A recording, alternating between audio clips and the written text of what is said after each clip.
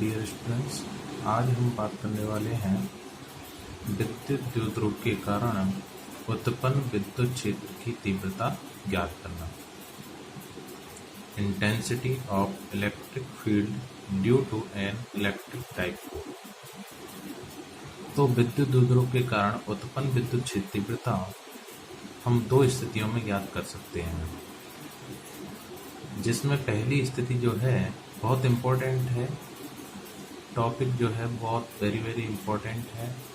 यहाँ से क्वेश्चन बनता है बोर्ड एग्जाम के अंदर, और यहाँ से कमीशन एग्जाम के अंदर भी कई सारे क्वेश्चन पुटअप होते हैं। तो बहुत इम्पोर्टेंट है, यूजफुल है, ध्यान से देखना। तो पहली स्थिति क्या है? देखो, हमने पहली बात की थी विद्युत द्विध्रुव। तो द्विध्रुव में हम दो स्थितियां पढ़ी थी। एक तो पढ़ी थी द्विध्रुव की अक्ष और एक पढ़ी थी द्विध्रुव की निरक्ष, मतलब विषुवतीय रेखा। तो विद्युत द्विध्रुव के कारण उत्पन्न विद्युत क्षेत्र की तीव्रता जो है हम वो दो स्थितियों पर ज्ञात कर सकते हैं। एक तो हम द्विध्रुव की अक्ष पर ज्ञात कर सकते हैं और एक हम द्विध्रुव की निरक्ष पर ज्ञात कर सकते हैं। तो सबसे पहला पॉइंट जो है वो है द्विध्रुव के कारण अक्षीय रेखा पर स्थित कोई भी बिंदु है, उस बिंदु पर विद्युत क्षेत्र की तीव्रता ज्ञात करनी है। Intensity of electric field at point N on the axial line of an electric dipole. तो यहाँ पर ये ज्ञात करने के लिए हम क्या करते हैं? सबसे पहली बात तो हम द्विध्रुव देखते हैं कि द्विध्रुव की परिभाषा क्या थी अपनी। तो द्विध्रुव क्या था कि एक तो द्विध्रुव के अंदर माइनस क्यू आवेश होता है, एक प्लस क्यू आवेश होता है, और इन दोनों के मध्य जो दूरी है बहुत ही अत्यल्प होती है। तो ये बना निकाय जो है वो कहलाता है द्विध्रुव। दोनों आवेशों को समान परिमाण और विपरीत प्रकृति के दोनों आवेशों को मिलाने वाली जो ये काल्पनिक रेखा है, सीधी रेखा, ये रेखा तो कहलाती है अक्षीय रेखा, और इनके केंद्र से लंबवत जाने वाली जो रेखा होती है ये कहलाती है निरक्ष रेखा या विषुवतीय रेखा।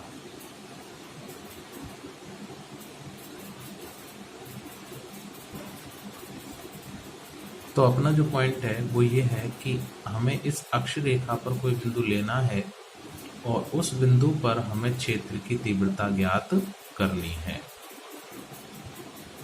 अब वो बिंदु कहीं भी हो सकता है, यहाँ हो सकता है, इनके मध्य में हो सकता है, इधर हो सकता है। बिंदु की स्थिति कहीं भी हो सकती है, लेकिन इस अक्ष रेखा पर होगी। जब हम निरक्ष रेखा या विषुवतीय रेखा की जब हम बात करेंगे तो स्थिति जो है वो इस निरक्ष रेखा पर होगी। अब वो कहीं भी हो सकती है, यहाँ हो सकता है बिंदु, यहाँ हो सकता है, यहाँ हो सकता है, यहाँ हो सकता है, कहीं भी हो सकता है। तो अभी फिलहाल हम जो बात कर रहे हैं वो केवल एक ही पॉइंट की बात कर रहे हैं, और वो पॉइंट है अपने पास कौन सा? अक्ष रेखा। तो अक्ष रेखा पर जब हम देखते हैं तो सिंपल एक बड़ा डायग्राम बना लेते हैं सबसे पहले कि ये अपना माइनस क्यू आवेश है और ये अपना प्लस क्यू आवेश है, और दोनों को मिलाने वाली जो रेखा है वो ये रही।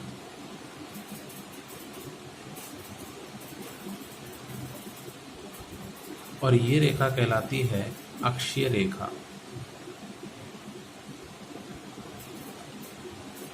मान लेते हैं हम कि इन दोनों आवेशों के मध्य की जो दूरी है वो मान ली हमने कितनी है? 2a है। अब यहाँ 2a के स्थान पर हम कुछ भी ले सकते हैं। हम a मान सकते हैं, d मान सकते हैं, जो अपनी मर्जी हो वो हम मान सकते हैं। मैं यहाँ 2a क्यों मान के चल रहा हूँ? क्योंकि मुझे यहाँ पर आगे चल के अभी डेरिवेशन में आपको पता चलेगा, और मैं बताऊंगा भी कि 2a क्यों माना। कि 2a मानने से हमें एक सुविधा हो जाती है मान पुट करने की, इसलिए मैं यहाँ पर 2a मान रहा हूँ। कहने का मतलब यह है कि अगर इन दोनों के मध्य दूरी जैसे मान चलो 2 मीटर है, तो वो 2 मीटर जो होगा वो इस 2a पूरे का मान होगा।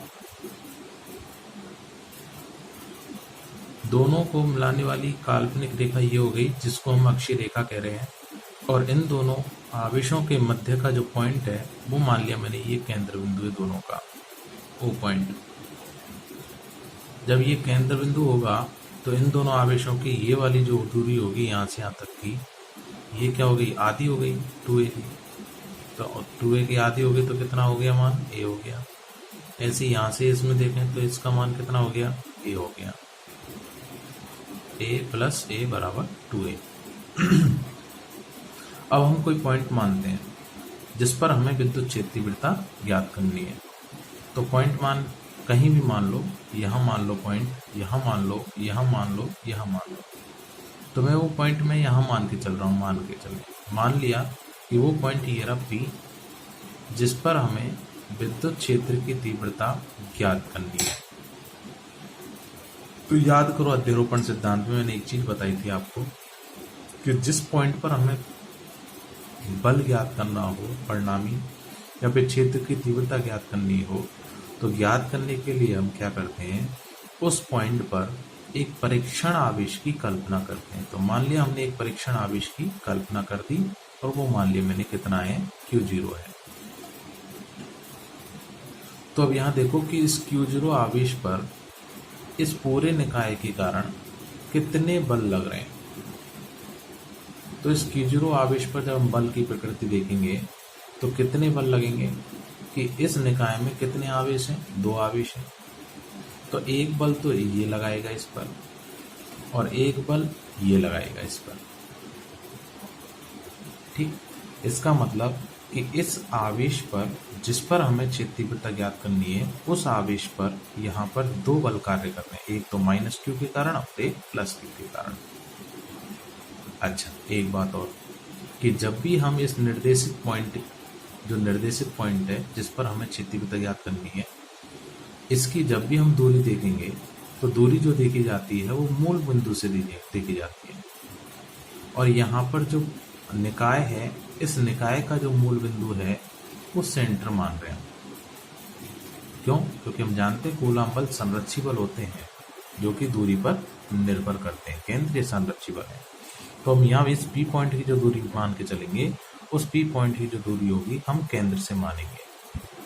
तो मान लिया इस P पॉइंट की जो दूरी है वो केंद्र से कितनी दूरी पर है, वो मान लिया मैंने R दूरी पर है। तो जो जो चीज हम मान के चल रहे हैं वो चीज हम यहाँ पर नोट कर देंगे। क्या कि जैसे हम नोट कर देते हैं, माना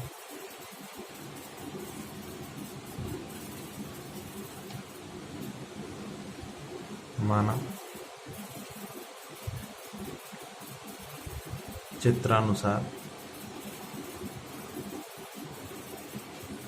दिए गए द्विध्रुव की अक्ष पर केंद्र O से r दूरी पर एक बिंदु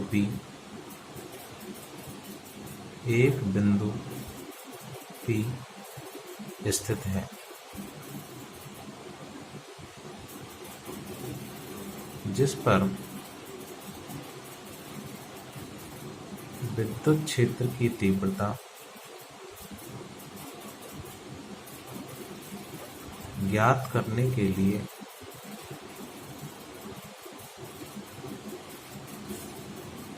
हम एक परीक्षण आवेश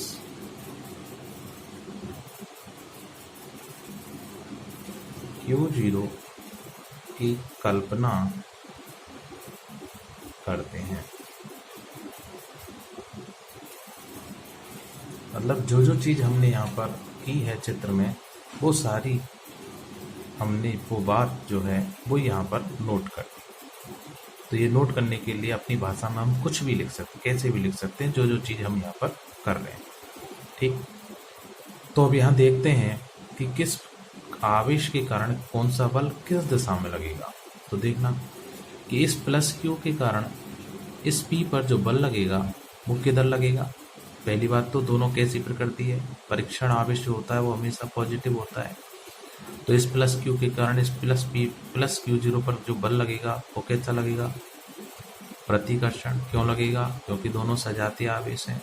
तो इस प्लस क्यू बिंदु आवेश के कारण परीक्षण आवेश महसूस करेगा, इसलिए जो दिशा जाएगी वो परीक्षण आवेश किधर जाएगा, संख्या रेखा पर।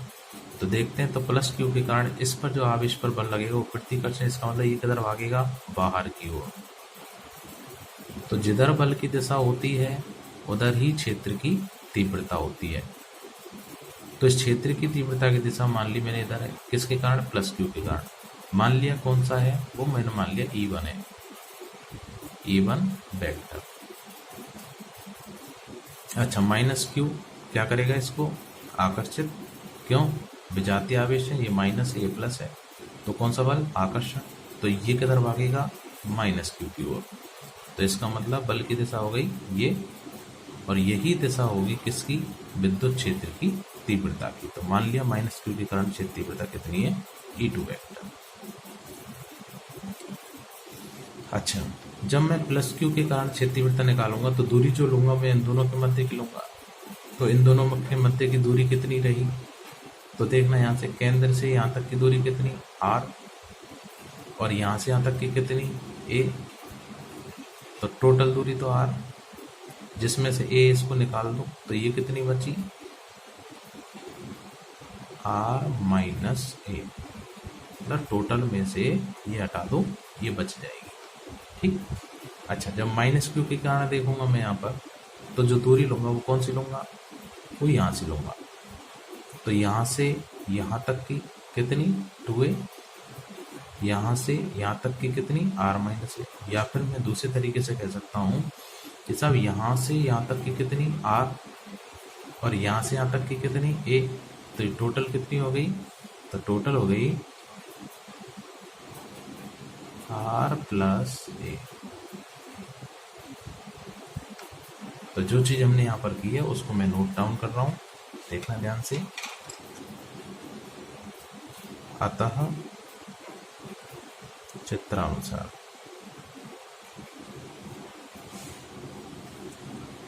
प्लस क्यू आवेश के कारण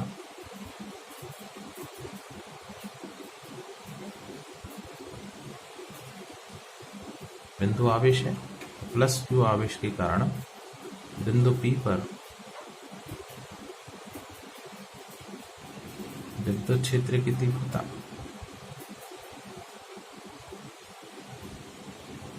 क्या होगी, E बराबर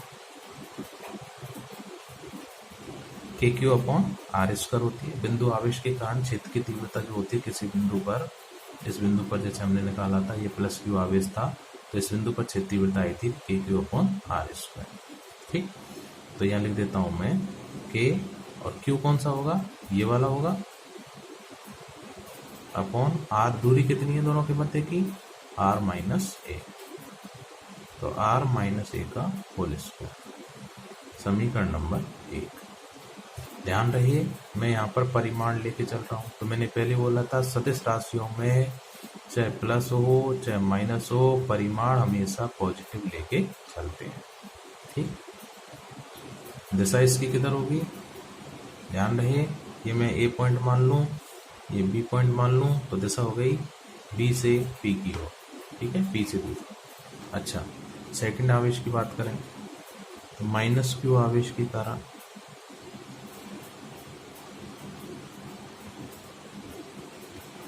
बिंदु P पर विद्युत क्षेत्र की तीव्रता क्या होगी, तो ये तो E1 थी, ये क्या हो जाएगी E2 बराबर K। अब माइनस क्यू आवेश आएगा, क्यों, माइनस क्यू के कारण देख रहे हैं हम, तो माइनस क्यू आएगा क्या, नहीं आएगा। क्यों नहीं आएगा, क्योंकि ये सदिश राशि है। मैंने पहले बोला था कि यहाँ पर हमेशा सदिश राशियों में नेगेटिव हो चाहे पॉजिटिव हो, नेगेटिव चिन्ह केवल दिशा बताता है, परिमाण हमेशा पॉजिटिव रखते हैं। R प्लस A का होल स्क्वायर, क्यों, क्योंकि माइनस क्यू से दूरी जो है वो R प्लस A है, समीकरण नंबर 2। तो समीकरण 1 और 2 को देखो ध्यान से, KQ यहाँ भी क्या है के क्यूब, इसका मतलब अंश तो सेम है, लेकिन हर में देखो आर प्लस ए ज़्यादा होता है या आर माइनस ए, तो कौन सा ज़्यादा होता है, आर प्लस ए ज़्यादा होता है। तो देखो चूंकि 1 व 2 से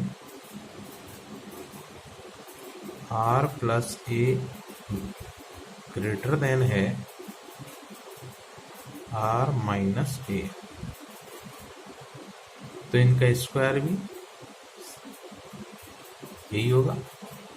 तो जब हर बड़ा है तो जिसका हर बड़ा होता है वो वैल्यू छोटी, और जिसका हर कम वो वैल्यू बड़ी, अर्थात E1 ग्रेटर देन होगा E2। ध्यान से देखो, ये वैल्यू ज़्यादा है तो ज़्यादा का भाग लगाएंगे तो कम प्राप्त होती है, और कम का लगाते हैं तो ज़्यादा प्राप्त होती है। इसका मतलब E1 ज़्यादा E2 से। समीकरण नंबर 3। अब आगे देखो, तो इसका मतलब E1 E2 दोनों अपने पास आ गए, लेकिन यहाँ चित्र में देखें तो E1 और E2 दोनों विपरीत दिशाओं में हैं। इसका मतलब दोनों सदिश राशि हैं, और सदिश राशियों में जब हम परिमाण ज्ञात करते हैं तो उन दोनों राशियों के मध्य कोण देखते हैं। तो इन दोनों के मध्य जो कोण बन रहा है वो कितना बन रहा है, 180 डिग्री। तो हम यहाँ पर नोट डाउन कर देते हैं क्या, क्योंकि E1 तथा E2 वेक्टर लगा देता हूँ, परस्पर विपरीत सदिश हैं, अर्थात थीटा बराबर 180 डिग्री। अतः बिंदु P पर परिणामी विद्युत क्षेत्र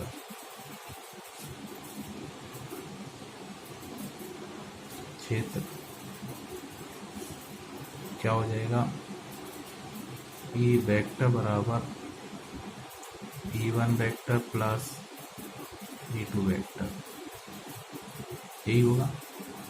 लेकिन यहाँ पर E1 वेक्टर और E2 वेक्टर दोनों एक दूसरे के विपरीत हैं, तो इसका मतलब है जब भी हम इसको याद करेंगे तो यहाँ पर एक सदिश तो जा रहा प्लस एक्स में और ये जा रहा माइनस में, तो इसको मैं लिखूंगा यहाँ पर माइनस। ठीक, अतः परिणामी का परिमाण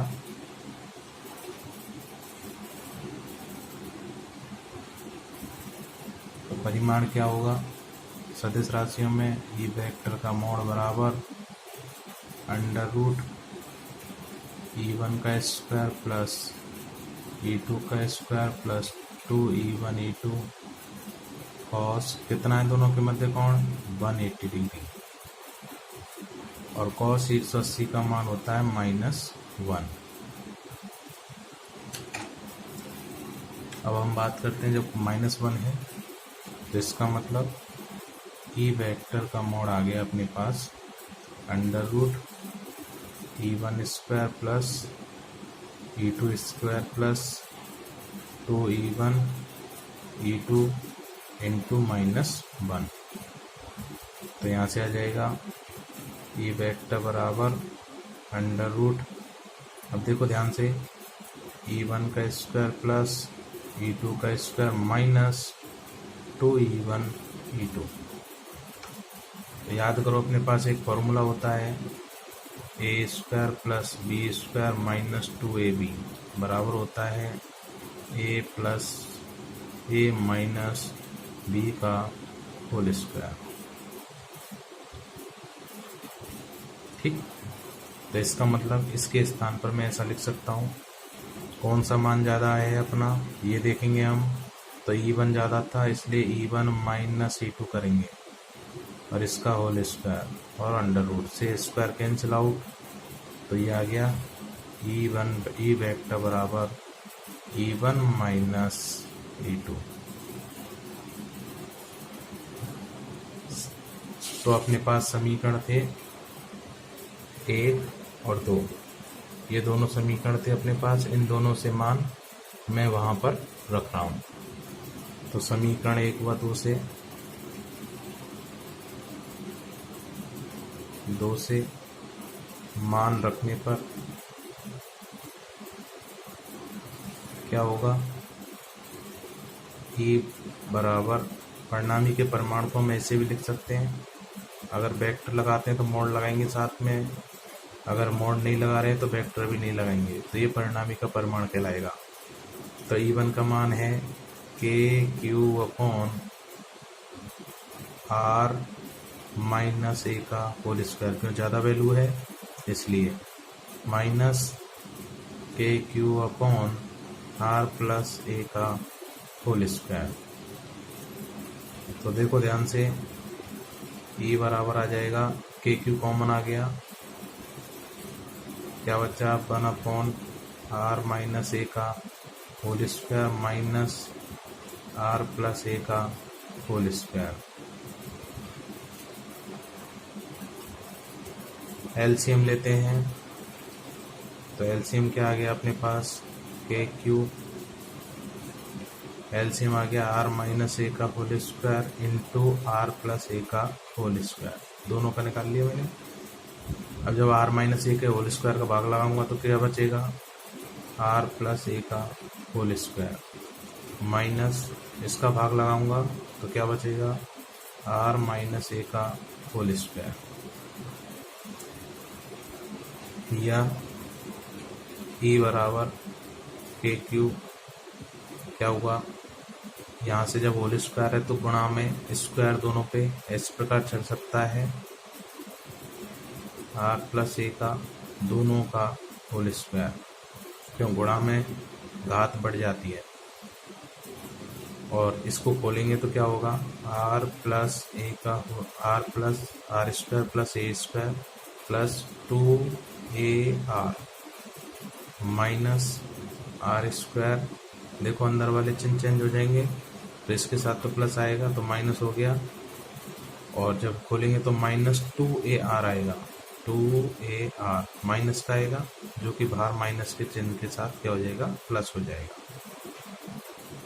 तो इसका मतलब R² A² प्लस थे, यहाँ माइनस थे, दोनों कैंसिल आउट, क्या बच गया अपने पास, E बराबर KQ 2AR, और ये भी 2AR प्लस प्लस के हैं, तो ये हो गए 4AR बटे, अब यहाँ से देखो A + B और A - B, ये होता है A² - B², तो मैं इसको कह सकता हूँ R² - A² का होल स्क्वायर। तो अपने पास समीकरण आई, E बराबर KQ 4AR बटे R² होल स्क्वायर।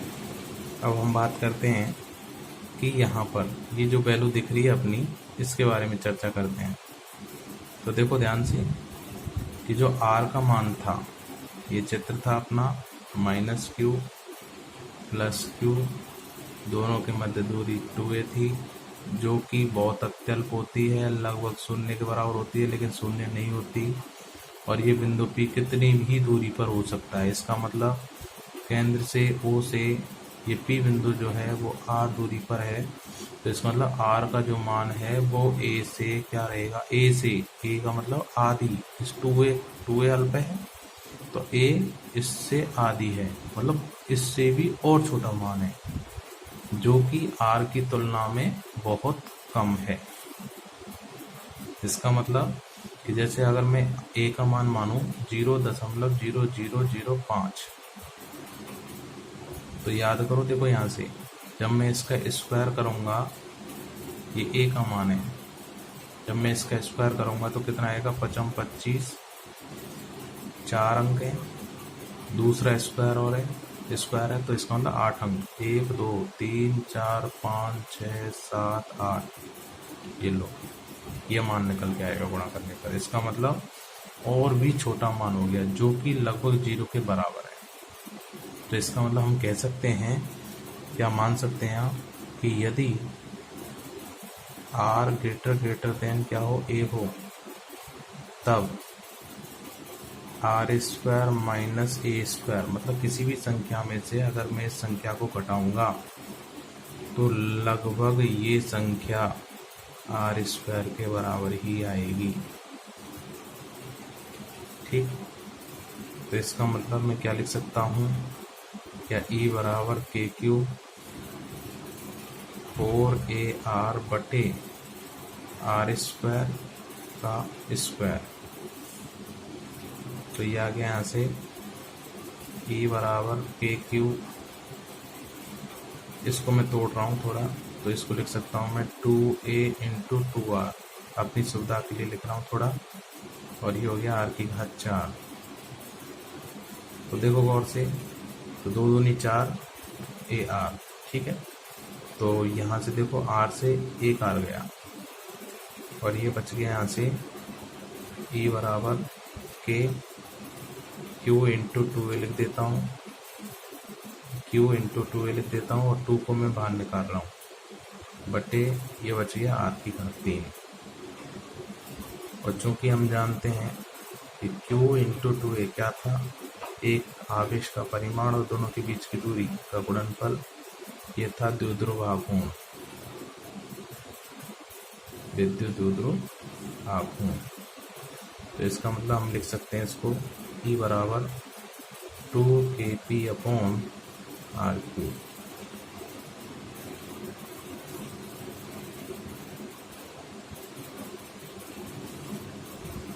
अर्थात अक्ष पर विद्युत क्षेत्र की तीव्रता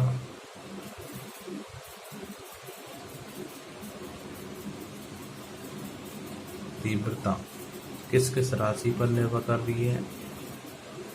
E डिपेंड है किस पर, समानुपाती P, और E डिपेंड है किस पर, 1/r की घात 3 पर। इसका मतलब E Q पर, आवेश पर, Q मतलब आवेश, कहीं आ रहा है क्या समीकरण में, नहीं आ रहा, तो आवेश पर निर्भर नहीं करती।